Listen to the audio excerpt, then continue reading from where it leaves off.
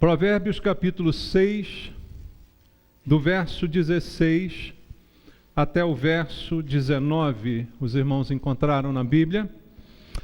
A palavra de Deus diz assim: 6 coisas o Senhor aborrece, e a 7ª a sua alma abomina: olhos altivos, língua mentirosa, mãos que derramam sangue inocente, coração que trama projetos iníquos, pés que se apressam a correr para o mal, testemunha falsa que profere mentiras e o que semeia contendas entre irmãos. Amém.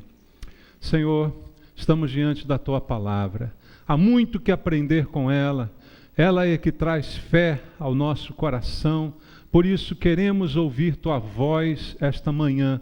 Não estamos aqui para ouvir as doutrinas do homem, nem as filosofias do mundo, mas a palavra de Deus poderosa para transformar aquele que ouve, aquele que pratica, Pai. E não queremos ser somente ouvintes, mas praticantes da Tua palavra.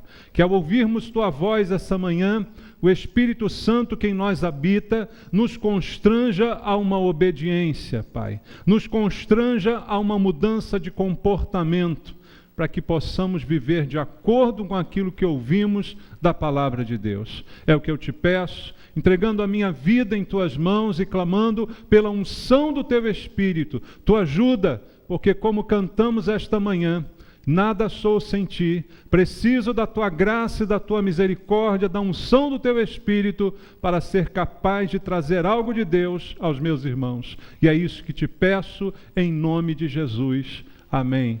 Graças a Deus. Podem sentar.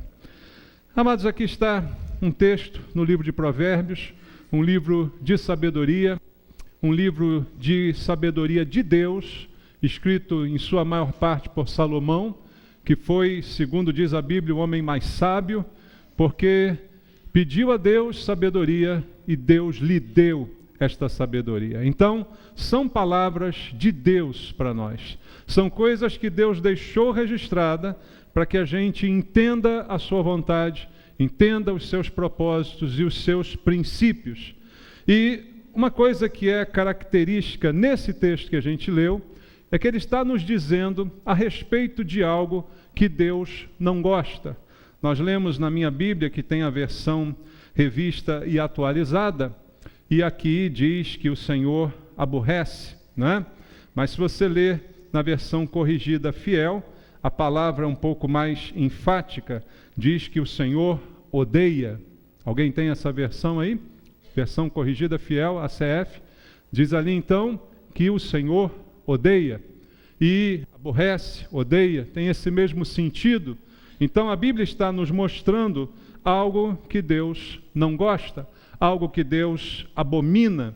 E aí, a pergunta que fazemos: será que o nosso gosto é parecido com o gosto de Deus? Será que nós gostamos da mesma coisa que Deus gosta e odiamos as mesmas coisas que Deus odeia? E nós não gostamos muito de falar essa palavra odeio, né? Odeia. E aqui a Bíblia está dizendo que Deus odeia algumas coisas. E você talvez fique num conflito, né? Por não entender a palavra de Deus. Como diz a Bíblia que Deus é amor, e aquele que permanece no amor permanece em Deus e Deus nele, você pode ficar conflitado dizendo como Deus que é amor pode odiar alguma coisa, já que o ódio é a princípio que entendemos o contrário do amor, não é? Mas há certas coisas sim que o Deus de amor odeia, porque elas exatamente são contrárias ao amor. Então, aquilo que é contrário ao amor também é odiado por Deus. Então, o Deus que é amor também é capaz de odiar. Por incrível que isso possa soar aos ouvidos de alguns que não entendem a palavra de Deus. Então, ao saber pela Bíblia o que Deus ama e o que Deus odeia, a pergunta que fica para a gente é saber se o nosso gosto é parecido com o gosto de Deus. Deveria ser? O que você acha? Deveríamos gostar daquilo que Deus gosta? Deveríamos odiar aquilo que Deus odeia? Ou não? Somos melhores do que Deus? Algumas pessoas podem ter essa sensação, né? Não, eu não odeio nada. Eu sou amor, paz e amor. Né? Talvez alguém tenha essa sensação de que é melhor do que Deus, porque não é capaz de odiar. Não, queridos. nós também devemos odiar. Não certamente as pessoas ou qualquer tipo de coisa, mas aquilo que Deus odeia deve também ser odiado por aqueles que amam a Deus. E aquilo que Deus ama e admira também deve ser amado e admirado por aqueles que amam a Deus. Então, somente quando eu começo a entender a palavra de Deus, eu começo a perceber a sua vontade, e aí eu posso me ajustar à palavra de Deus. Enquanto vivi no mundo sem conhecer a Deus, eu gostava de muita coisa que Deus não gostava. É esse o seu caso também? Enquanto você não conhecia Deus, você gostava de muitas coisas que Deus não gostava, não aprovava. E talvez você odiasse algumas coisas que Deus amava. Quantos de nós aqui, antes de converter, tínhamos ódio de crente? Tem coragem de dizer?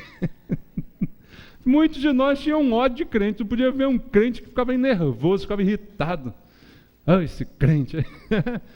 E a gente estava odiando algo que Deus amava. E quantos de nós amávamos coisas que Deus odiava, fazíamos, gostávamos, não é? Porque não conhecíamos a sua vontade.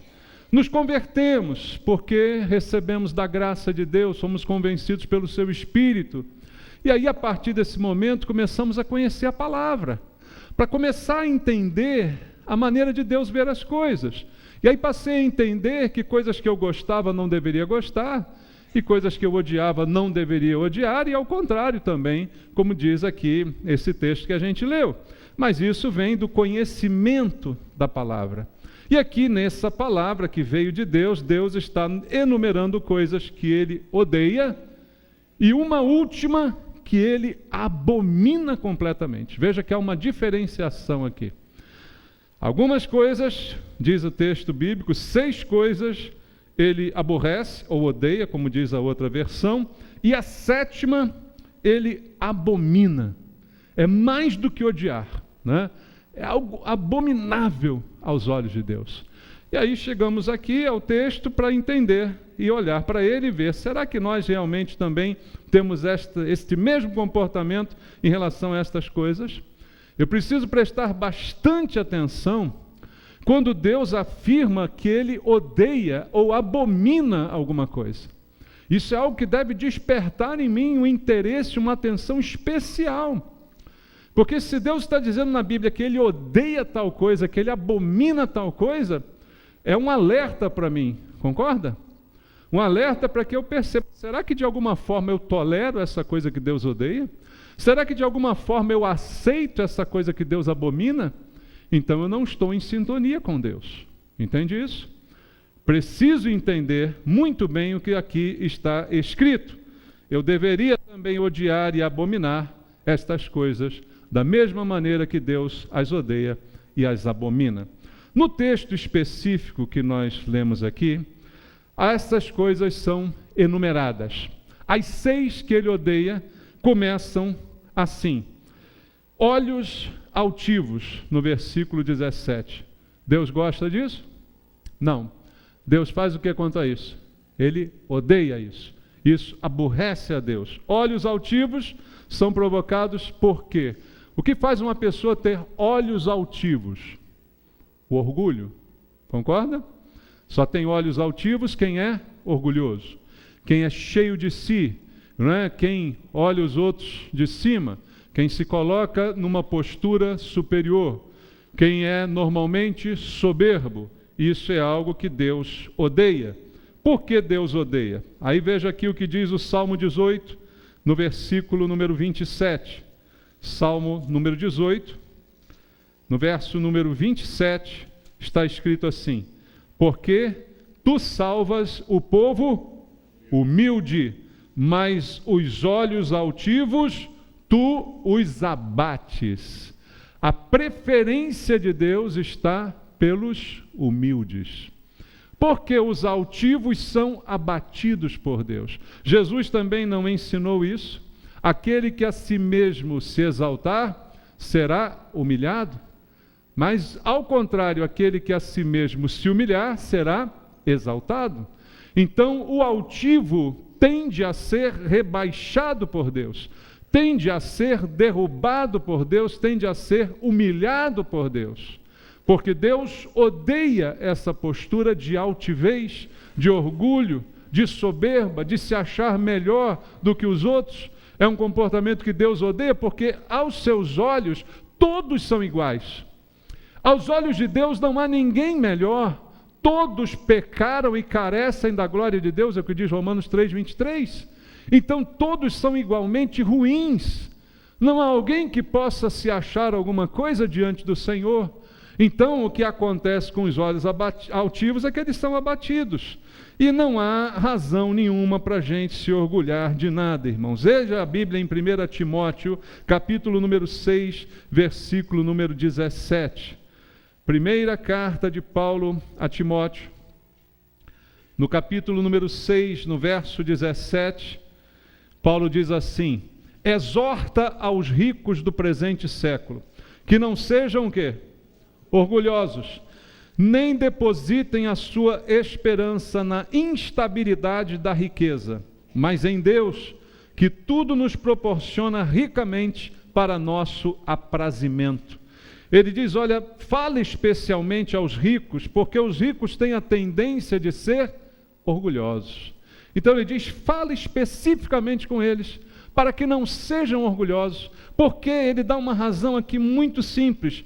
Costumam eles depositar a sua esperança no acúmulo de bens, no acúmulo de riquezas, achando que isto é garantia de um futuro, que isto é garantia de uma vida longa e próspera. Mas não é. Paulo diz, Deus diz através dele, há uma instabilidade nas riquezas. Você pode ter hoje e amanhã pode não ter nada. Então ele diz, fala com eles para não serem altivos, fala com eles para que não sejam orgulhosos, porque na verdade Deus nos dá todas as coisas para o nosso prazer. Então não importa se é muito, se é pouco, você não é melhor do que ninguém, o teu dinheiro não te faz viver mais do que ninguém. Teu dinheiro não te dá autoridade para olhar ninguém de cima, como se o outro fosse inferior a você apenas por ter menos do que aquilo que você tem. E estas coisas são odiadas por Deus, isso é dito com muita clareza. Voltando ao texto, a segunda coisa que o Senhor odeia, língua. Como é que é essa língua? Mentirosa. Veja, língua mentirosa Deus tolera? Odeia. Deus entende? Odeia. A gente às vezes tem sei lá o que chamam isso, mas uma tendência a dizer que Deus tolera certas coisas, que Deus entende, né? Ah, Deus entende, eu sou homem, eu sou pecador, eu sou fraco, então Deus entende. Mas o texto aqui diz que Deus não entende não, irmãos. O texto aqui diz que Deus odeia. A língua mentirosa, seja lá por que razão for, ela é odiada, é repudiada, é abominável diante de Deus. A língua mentirosa, ela é algo terrível diante do Senhor, porque Deus é verdade. Jesus disse, eu sou o caminho, a verdade e a vida. Satanás é que a Bíblia diz ser o pai da mentira. Então uma língua mentirosa é algo que ofende profundamente a Deus. E especialmente quando essa língua também é usada para louvar. A nossa língua louva o Senhor, não louva? Nós acabamos de passar por um período de louvor, em que todos aqui entoaram cânticos a Deus, desejando coisas a Deus, declarando coisas a Deus. Louvamos ao Senhor. A língua que louva não pode ser a mesma língua que mente, que difama, que inventa, que calunia. Essa língua, ela é abominável diante de Deus. Você conhece João 8,44? Vamos lembrar? João 8,44 são palavras do próprio Senhor Jesus alertando para esse mal do qual a gente precisa se distanciar. Jesus é enfático, ele diz assim, vós sois do diabo. Que isso, Jesus está pegando pesado. Está mesmo, né, irmãos? De que é o vosso pai, e quereis satisfazer-lhe os desejos. Ele foi homicida desde o princípio e jamais se firmou na verdade, porque nele não há verdade. Quando profere mentira, fala do que lhe é próprio, porque é mentiroso e pai da mentira. Como é que Jesus chama o mentiroso? filho do diabo. Quem que disse isso? Jesus. Jesus está xingando a pessoa. Se você acha que isso é xingamento, está xingando. Está dizendo, filho do diabo. Então eu preciso ter cuidado com a minha língua, porque ela é louvor a Deus. Ela proclama a palavra de Deus, proclama os feitos de Deus.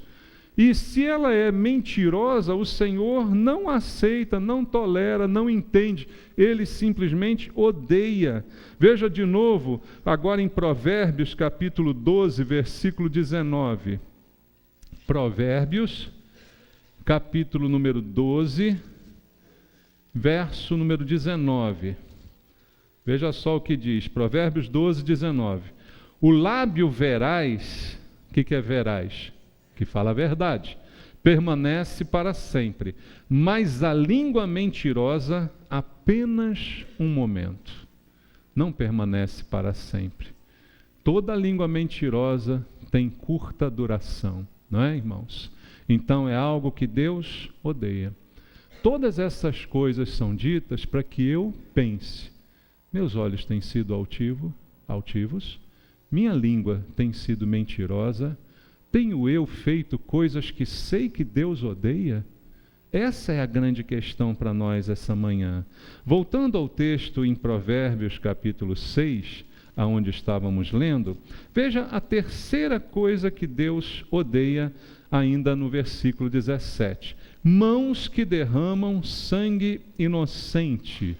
Mãos que derramam sangue inocente. Talvez você fale aí então de assassinato ou de qualquer coisa desse tipo, também se encaixa aqui evidentemente, mas posso entender isso também como mãos que estão prontas para o mal, mãos que estão aptas para fazer mal. Derramam sangue inocente também no sentido de fazer mal ao seu próximo, de então permitir que o mal se faça, porque às vezes não fazemos o mal diretamente, mas permitimos que ele aconteça. Ou seja, a omissão também é uma prática do mal. Se eu sei que posso fazer algo para impedir que o mal se realize e não o faço, eu me torno cúmplice do mal. Dá para entender isso? Me torno cúmplice do mal porque deixei de fazer algo que poderia ter feito. Mãos prontas para o mal, Deus odeia. Derramam sangue inocente porque tem um coração aberto para o ódio. Então é simplesmente questão de tempo até o sangue inocente ser derramado. Leia comigo 1 de João capítulo 3, verso 15. Primeira epístola de João, capítulo 3, no versículo 15, está escrito assim: todo aquele que odeia a seu irmão é o quê? Assassino. Ora, vós sabeis que todo assassino não tem a vida eterna permanente em si. Percebe como o sangue inocente derramado não é apenas quando o ato é concretizado? Dá para entender agora a clareza disso? Eu nunca matei ninguém, minhas mãos nunca derramaram sangue, eu nunca matei nem galinha, a minha mão é inocente. Mas se eu odiei o meu irmão, o que a Bíblia está dizendo? Que eu sou também um assassino. Veja como as coisas na palavra de Deus, elas evidenciam ainda mais o comportamento errado, porque apenas a intenção de fazê-lo já é uma predisposição para o mal. Veja, você pode não ter feito, mas foi por um acaso que você não fez, porque o coração desejava fazer. Aquele que odeia espera matar, não o faz porque talvez não teve oportunidade ou coragem, mas na intenção está apto a fazê-lo e já o fez. Então a Bíblia já diz: o que odeia o seu irmão é um assassino. Não diz que será um assassino, já é considerado. Eu lembro das palavras de Jesus quando ele disse: olha, se você olhar para a mulher com má intenção, você já adulterou com ela. Porque você só não o fez porque não teve oportunidade de fazê-lo. Mas se te desse mole, você faria, na linguagem popular do pastor Maurício. Entendeu isso? Então você já é o adúltero. Você já fez o assassinato, apenas não realizou. mas todas as condições já foram preenchidas para você ser qualificado assim. Então, essa predisposição para o mal é algo que Deus odeia. Essa vontade de derramar o sangue inocente, esse coração revestido de maldade, é algo que Deus odeia. E veja, às vezes, tenho a oportunidade de interromper e não faço. Tenho a oportunidade, mas me omito. Como disse aqui, é a mesma coisa. Quer ver um texto que todos nós conhecemos em Mateus, capítulo 27? Todo mundo conhece esse texto ficou marcado, ficou aí como exemplo para muita gente, essa frase é usada muitas vezes. Mateus capítulo 27, versículo 24 ao versículo 26. Diz assim: vendo Pilatos que nada conseguia, antes pelo contrário, aumentava o tumulto, mandando vir água, o que ele fez? Lavou as mãos perante o povo, dizendo: estou inocente do sangue deste justo, fique o caso convosco. E o povo todo respondeu: caia sobre nós o seu sangue e sobre os nossos filhos. Então Pilatos lhe soltou Barrabás, e após haver açoitado Jesus, entregou para ser crucificado. Pilatos não queria condenar Jesus, ele não achava em Jesus culpa. Então ele transfere a decisão para o povo. Para quem acha que democracia é a voz de Deus, está roubado. Né? Nem sempre a maioria é a vontade de Deus. Nem sempre a democracia é o regime de Deus. Né, irmãos? Temos que pensar sobre isso. Ele entregou ao voto popular, e o voto popular deu Barrabás. E aí Pilatos, mesmo sabendo que aquilo estava errado, mesmo não concordando com aquela vontade popular, ele pega lá a vasilha e lava as mãos. Lavei as mãos. Isso limpou o sangue das minhas mãos? Não, eu sou assassino do mesmo jeito.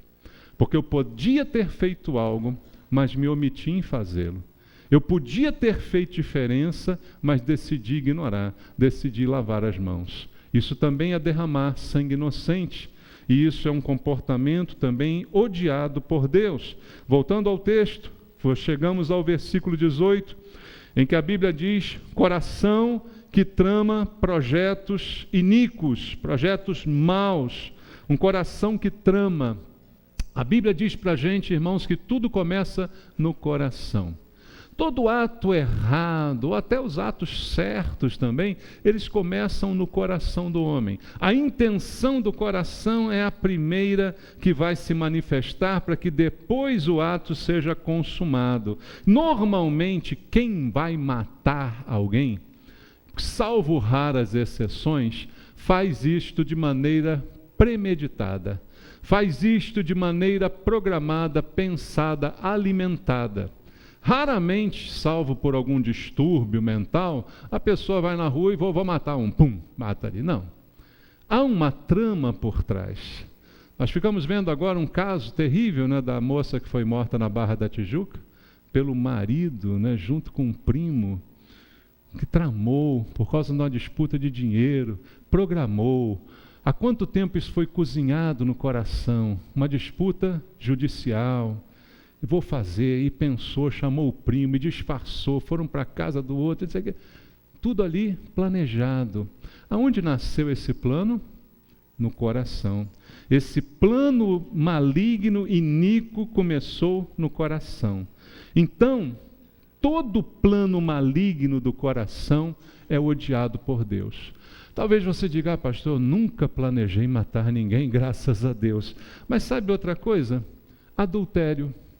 Irmãos, raros são os casos em que alguém vai adulterar do nada. Estava andando na rua, peguei uma pessoa e fui adulterar com ela. Não, dificilmente as coisas são assim, não é, irmãos? Certamente isso começou a ser arquitetado no coração. Primeiro, com uma insatisfação em relação ao cônjuge atual.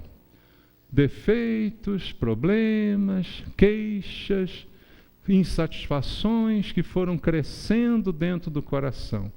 Depois, um coração se inclinando a um outro relacionamento, a busca de uma solução, a busca de algo que lhe complete, e foi e tal. Até que viu alguém e que a imagem ficou no coração, como foi Davi, e aquela visão, até que então deu vazão ao adultério.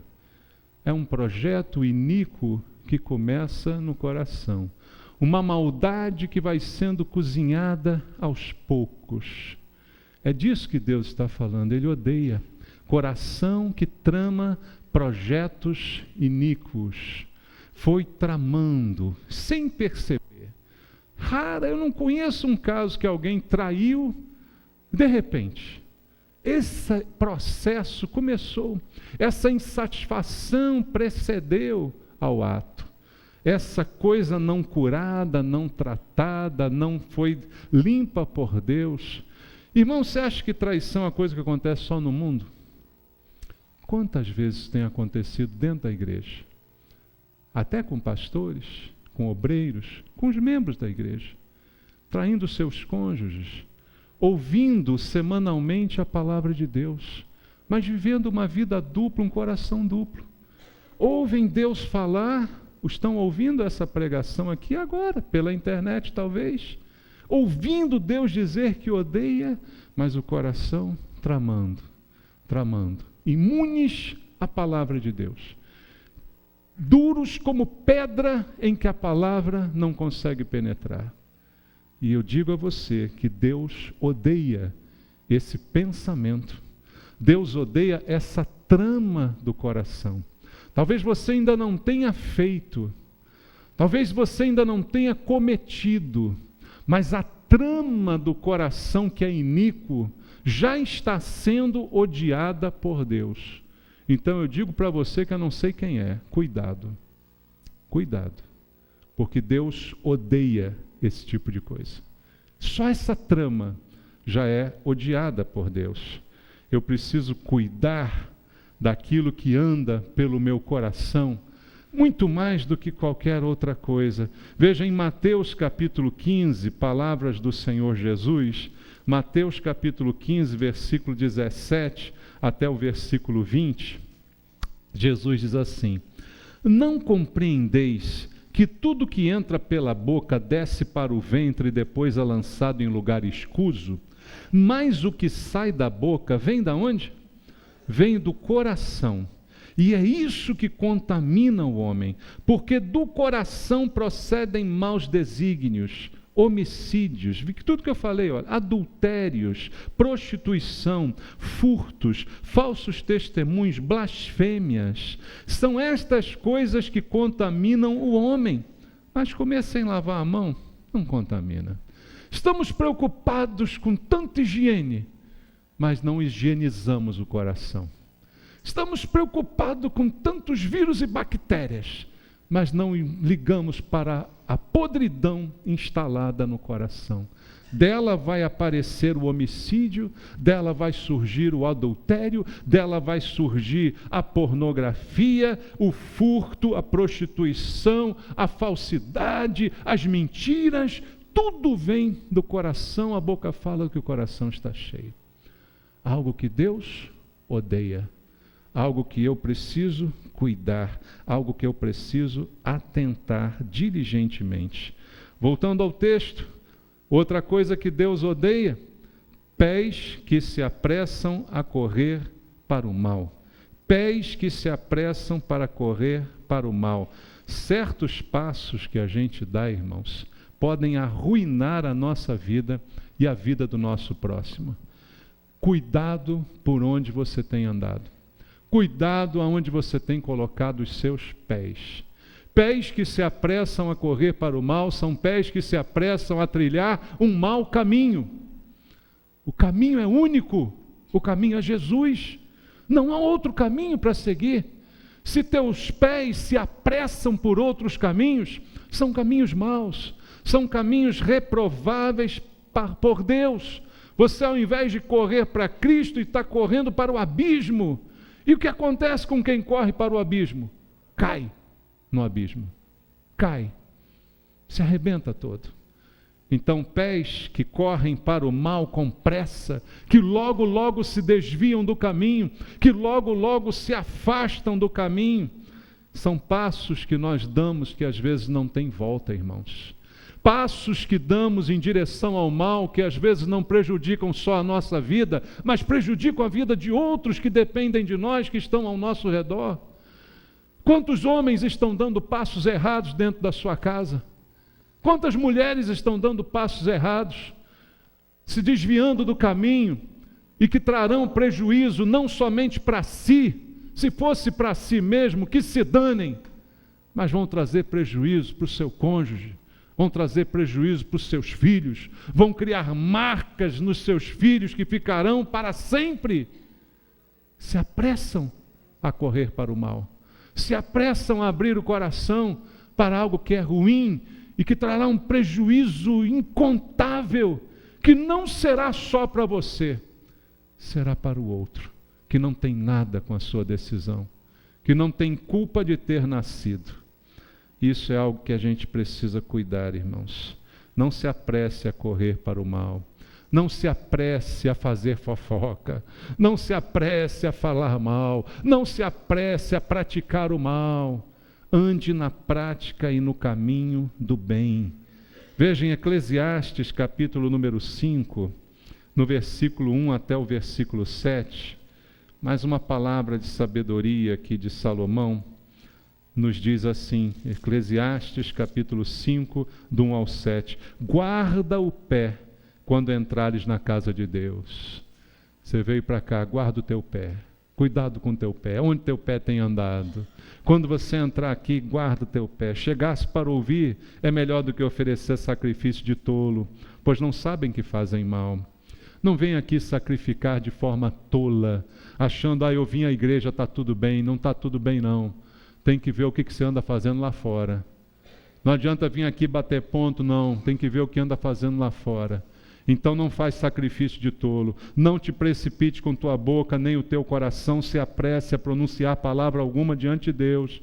Porque Deus está nos céus e tu na terra, portanto sejam poucas as tuas palavras. Porque são muitos trabalhos, dos muitos trabalhos vêm os sonhos e do muito falar palavras nécias. Quando a Deus fizeres algum voto, não tarde em cumpri-lo, porque não se agrada de tolos. Cumpre o voto que fazes. Melhor é que não votes do que votes não cumpras. Não consintas que a tua boca te faça culpado, nem digas diante de mensageiro de Deus que foi inadvertência, não sabia, ninguém me falou. Por que razão se iraria Deus por causa da tua palavra, a ponto de destruir as obras de tuas mãos? Porque como da multidão dos sonhos há vaidade, assim também nas muitas palavras, tu, porém, teme a Deus, porque Deus odeia esse comportamento. Deus odeia essa atitude, e eu preciso me guardar dela. Voltando ao texto, há algo mais que a Bíblia diz que Deus também odeia. A sexta coisa, testemunha falsa que profere mentiras. Não somente a mentira, como também todas as variações da mentira. Você diz, poxa, mas Deus já falou disso, já falou da língua mentirosa.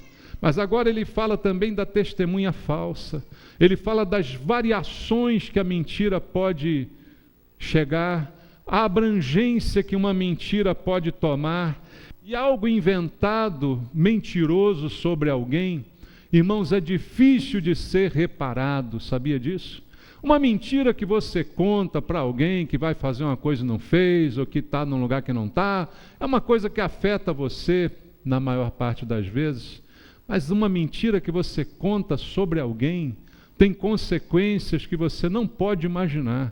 Testemunhar de modo falso sobre uma pessoa pode incorrer na condenação dessa pessoa diante dos homens, não é? Testemunhas falsas acusaram Jesus e ele foi para a cruz. Testemunhas falsas são odiadas por Deus em todas as suas variações de mentira, invenções, argumentos falsos. Contar uma história e aumentar um ponto, como se diz, quem conta um conto aumenta um ponto. Isso é testemunhar de maneira falsa. Lidar com a má fama de alguma pessoa, produzir a má fama de alguma pessoa, pode ser irreparável. Nós vivemos hoje na era da internet. Quantas fake news temos visto aí nas mídias sociais? Mentiras que são contadas e são repassadas. Às vezes a gente repassa coisas no Facebook, repassa coisas no WhatsApp, sem investigar se aquelas coisas são verdadeiras. Já fizemos isso? Seja sincero. Eu achei legal, repassei, mas era verdade? Depois eu fui descobrir que não. eu fiz algo que Deus odeia. Eu fui uma testemunha falsa contra alguém, contra a honra de alguém. E isso é algo preocupante, porque Deus odeia essas coisas. Em Apocalipse capítulo 22, lá no final da Bíblia, no último capítulo da sua Bíblia, Apocalipse capítulo 22, verso 15, Deus diz assim: do lado de fora ficam os cães, os feiticeiros, os impuros, os assassinos, os idólatras e todo aquele que ama e pratica a mentira. Está no mesmo nível do assassinato, da idolatria, da feitiçaria, da impureza. A mentira é colocada no mesmo elenco de coisas ruins.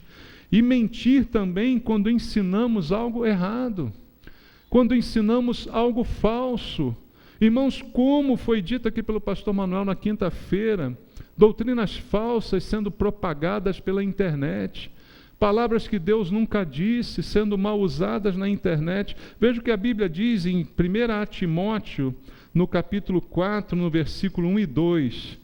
1 Timóteo 4, 1 e 2, ele diz: ora, o Espírito afirma expressamente que nos últimos tempos alguns apostatarão da fé por obedecerem a espíritos enganadores e a ensinos de demônios. Demônios ensinam, irmãos. E se eles ensinam é porque tem alunos, não é verdade? Tem gente aprendendo com demônios, pela hipocrisia dos que falam mentiras e têm cauterizado a própria consciência. Coisas que Deus odeia. E agora chegamos, queridos, à sétima coisa, que a Bíblia diz que Deus não somente odeia, mas que Ele abomina. A coisa mais que agride mais o coração de Deus está descrita aqui como a sétima coisa que Ele, de maneira ainda mais enfática, abomina. Qual é? Testemunha falsa que profere mentira, já vimos. E o final do versículo: o que semeia contenda entre quem? Entre irmãos. Veja algo que Deus abomina, mais do que odeia, é mais do que odiar. Fala da igreja. Entende? Todas as outras coisas falam do mundo, do comportamento genérico de todas as pessoas, sejam elas cristãs ou não. Mas esta coisa que Deus abomina fala da igreja. Por quê? Porque fala dos irmãos. Aonde é que eu tenho irmãos? No mundo? Eu não tenho irmãos no mundo. Porque a Bíblia diz que só é filho de Deus aquele que recebeu Jesus. João 1,12. Esse é filho de Deus. Eu não tenho irmãos no mundo. Eu tenho irmãos na igreja. Então, esse que Deus abomina é cometido na igreja, pela igreja, é cometido dentro da igreja, e é completamente abominável por Deus semear contendas entre os irmãos. O que as contendas fazem entre os irmãos? Elas separam os irmãos. Elas fazem os irmãos brigarem. Elas fazem os irmãos contenderem. Contender é disputar, é lutar, é ficar um contra o outro. Elas fazem com que a gente se separe. Elas fazem com que a gente não se tolere. Ou seja, tudo aquilo que a Bíblia diz que nós não deveríamos fazer. Então, nós somos irmãos porque fomos feitos filhos de Deus. Pelo mesmo Jesus em quem nós cremos. Pelo mesmo sangue fomos lavados e perdoados. E agora, aquele que semear contendas entre nós, certamente será abominável por Deus. Isso me faz pensar muito bem, antes de colocar um irmão contra o outro. E essa é uma tendência que nós temos, porque isso vem da nossa natureza humana. A gente pensa assim, se eu sou inimigo do fulano, o meu amigo tem que ser inimigo dele também. Se eu não me dou com fulano e o meu amigo se dá com fulano, esse meu amigo não é tão meu amigo assim. Porque aquela pessoa me fez muito mal. Como é que você é meu amigo e se dá com essa pessoa que me fez muito mal? Rola isso por aí ou não? Estou falando alguma novidade? É tendência do ser humano. Então, o que acontece é que isso gera a contenda. Olha, aquele irmão me tratou mal. Você não pode gostar dele também. Ele me feriu. Se você é meu amigo, você deveria também se juntar a mim contra ele. Isso é espalhar contenda entre os irmãos. Isso é botar lenha na fogueira, não é? Isso é semear a contenda ao invés do amor. Se aquele irmão fez algo contra você, a Bíblia diz para você, vá a ele e se reconcilie com ele. Aí sim, se ele não quiser te ouvir, você chama o irmão para ir junto com você como testemunha, não para ir junto com você bater nele. Dá para entender? Não é chamar o irmão, vamos lá, vamos acabar com ele. Não, é só para testemunhar. Esse é o passo que a Bíblia diz. Mas eu querer que alguém fique do meu lado contra o outro e então alimentar, mas ele fez isso, ele disse aquilo, ele fez assim, ele não é esse santo todo que na igreja aparece. Isso é maligno, isso é abominável por Deus. E aí eu quero terminar com uma frase que talvez possa chocar, mas isso é abominável. E eu posso dizer a você que Deus prefere uma prostituta do que alguém que semeia contenda entre os irmãos. Prostitutas eu vi Deus salvar, mas esse eu acho que não tem salvação, irmãos, porque esse é abominável a Deus, é pior do que uma prostituta. A gente às vezes está pronto de olhar o pecado do outro, mas não percebe que aquilo que estamos fazendo é pior aos olhos de Deus do que outros estão fazendo, porque podem ser tocados pela graça. E eu mesmo achando que estou na graça, longe dela estou, porque na verdade estou fazendo algo que Deus abomina. Cuidado com isso, irmão. Cuidado. Que Deus fale ao nosso coração, simplesmente para que a gente tenha cuidado. Não faça o que Deus odeia, não faça o que Deus abomine. Procure fazer aquilo que Deus ama. O Salmo 133 diz, ó, quão bom e agradável viverem unidos os irmãos. É isso que Deus abençoa.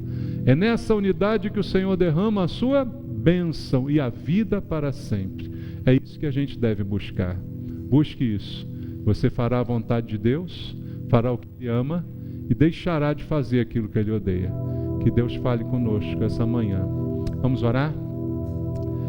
Senhor, eu quero pedir ao Senhor nesse momento, por mim e por cada um dos irmãos. Nós ouvimos a Tua palavra, Pai, e agora sabemos coisas que o Senhor não suporta. Temos conhecido na palavra coisas que o Senhor ama. Pai, que a gente prefira fazer as coisas que o Senhor gosta. Que a gente deixe de fazer as coisas que Te aborrecem, Pai. Que a gente deixe de fazer as coisas que Te causam abominação, meu Pai. Ajuda-nos a mudar, Senhor. Oh, Pai, que essa consciência que temos da verdade agora possa de fato influenciar nossa vida, nosso coração, a ponto de mudar o nosso comportamento, Pai. Todos nós precisamos da Tua palavra, todos nós precisamos dessa conscientização para vivermos da maneira que o Senhor aprova. Cuida de nós, Pai Santo, para que não sejamos os mentirosos, as testemunhas falsas, para que não sejamos os altivos, os orgulhosos, Pai. Pai, cuida de nós, para que não sejamos os intriguentos, os fofoqueiros, para que não sejamos aqueles que promovem divisão no corpo de Cristo. Cuida da Tua igreja, Senhor. Nos abençoa como um corpo, nos abençoa como o corpo de Cristo, com a Tua presença no nosso meio. É o que eu Te peço, meu Deus, em nome de Jesus. Abençoa meus irmãos, abençoa a Tua igreja, em nome de Jesus. Amém.